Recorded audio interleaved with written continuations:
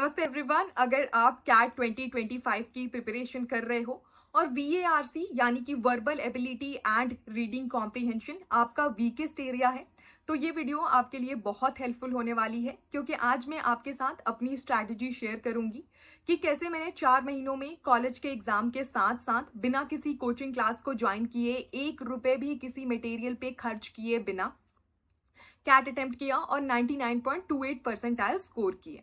मैंने कौन से रिसोर्सेज इस्तेमाल किए और कैसे इस्तेमाल किए वो मैं आपको इन डिटेल समझाती हूँ।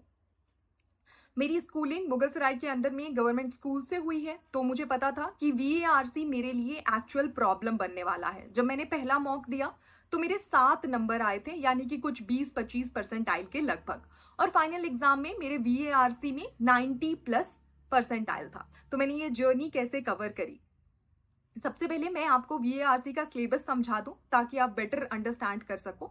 तो VARC में बहुत ही लिमिटेड सिलेबस है।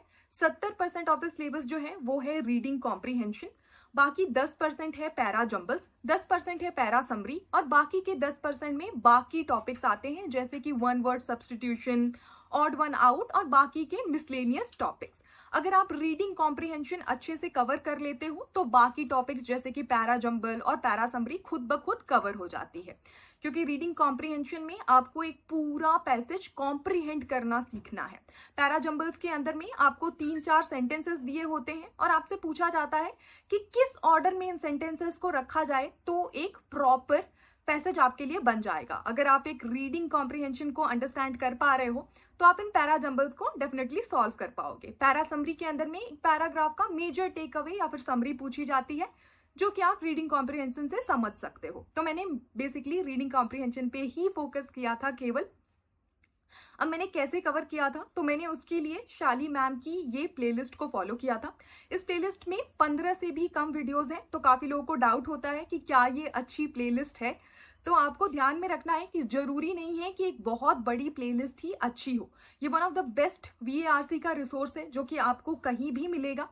इसको कैसे फॉलो करना है, आपको एक वीडियो देखना है, समझना है कि मैम कैसे सॉल्व कर रही थी एक क्वेश्चन को, और फिर आपको प्रैक्टिस करना है और उस स्ट्रैटेजी को इंप्लीमेंट करना, एग्जीक्यूट करना सीखना है। That is the only takeaway. जैसे मैं इनिशियली पैसेजेस नहीं कर पाती थी, फिर मैंने रियलाइज किया कि मैं पूरा पैसेज पढ़ लेती हूँ और फिर मैं चीजें भूल जाती हूँ। तो जब मैं क्वेश्चंस पे आती हूँ तो मुझे कुछ याद ही नहीं रहता है। इन वीडियो से मैंने सीखा कि आपको पहले क्वेश्चंस को देखना है ताकि आप जब पैसेज पे जाओ तो आपको पता हो कि आप ढूंढ क्या रहे हो और आप उसके अंदर में खो ना। साथ ही पैसेज के अंदर में कुछ पोर्शन होते हैं, पूरा पैसेज साथ में नहीं होता है, 2-3 पैराग्राफ्स होते हैं। पहला एक पैराग्राफ में इंट्रोडक्शन होता है, फिर बॉडी होती है यानी कि मेन कॉन्टेक्स्ट होता है, एंड देन फिर तीसरे पैराग्राफ के अंदर में कंक्लूजन होता है। तो आपको इनको ब्रेक करके पढ़ना है अगर आप साथ में चीजों को नहीं याद रख पाते हो। तो जब मैंने पहला पैराग्राफ पढ़ा तो मैंने एक छोटी सी आधे लाइन की समरी लिख ली। शुरू में समरी लिख रही हूं मैं, फिर धीरे धीरे ये लिखने की जरूरत नहीं पड़ेगी, आप बैक ऑफ द माइंड में ये चीजें रखने लगोगे।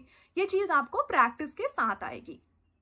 तो ये आपको मेजर टेक अवे यहाँ से लेना है हर टाइप के क्वेश्चन को सॉल्व करने का। अब आपको प्रैक्टिस कहाँ से करना है, प्रैक्टिस करने के लिए मैं सजेस्ट करूंगी कि आप GMAT क्लब की वेबसाइट पे जाओ। मैंने जो लिंक है वो डिस्क्रिप्शन में अटैच कर दी है और ये सारी ही रिसोर्सेज फ्री हैं। आपको वहां पे काफी अच्छी क्वालिटी की रीडिंग कॉम्प्रिहेंशन मिल जाएंगे। आपको इजी लेवल से शुरू करना है, फिर मॉडरेट पे और फिर डिफिकल्ट की तरफ जाना है। डेली आपको 3 से 4 पैसेजेस सॉल्व करने हैं, क्योंकि अब टाइम कम है तो इसलिए मैं ज्यादा सजेस्ट कर रही हूँ। अगर आप 100-150 पैसेजेस सॉल्व कर लेते हो तो आप बहुत ही कॉन्फिडेंट हो जाओगे और आप काफी अच्छा स्कोर कर पाओगे। अब रीडिंग कॉम्प्रिहेंशन के अंदर में आपको पढ़ने की आदत होनी चाहिए, तो पढ़ने की आदत डालना बहुत ज्यादा जरूरी है, क्योंकि आपको एग्जाम हॉल में जाके 4-5 पैसेजेस पढ़ने हैं और फिर क्वेश्चन भी सॉल्व करने हैं वहां पे। तो जनरली लोग सजेस्ट करते हैं कि आप एऑन एसेज पढ़ो, आप हार्वर्ड रिव्यू के आर्टिकल पढ़ो, लेकिन क्योंकि मुझे पढ़ने की उतनी ज्यादा आदत नहीं थी तो मैंने बहुत ही बेसिक से शुरू किया था। मुझे जियो पॉलिटिक्स, रिलीजन के अंदर में काफी ज्यादा इंटरेस्ट है, तो मैं उन टाइप के आर्टिकल्स को पढ़ती थी, बहुत ही लोकल टाइप के न्यूज़पेपर से, ओपी इंडिया से और वियॉन से, कहीं से भी पढ़ लेती थी। फिर मैंने धीरे-धीरे जब मेरी थोड़ी पढ़ने की आदत आ गई, जब मैं 1 दिन में 1 घंटे, 1.5 घंटे पढ़ पाती थी, उसके बाद फिर मैंने एऑन पे, हार्वर्ड रिव्यू पे शिफ्ट कर लिया था और अपनी क्वालिटी को इम्प्रूव किया था। तो ज़रूरी नहीं है कि आप डे 1 से ही बहुत ही हाई क्वालिटी को टारगेट करो और फिर डिमोटिवेट हो जाओ। एक लोअर लेवल से, जो कि आपको ज़्यादा इंटरेस्टिंग लगता है, वहाँ से शुरू करके फिर अपने आप को एलिवेट करना बेटर वे होता है। मैंने इन पैसेजेस और आर्टिकल्स की लिंक भी अटैच कर दी है, जो आप पढ़ सकते हो। तो that's pretty much about it. Hope it was helpful. Thank you.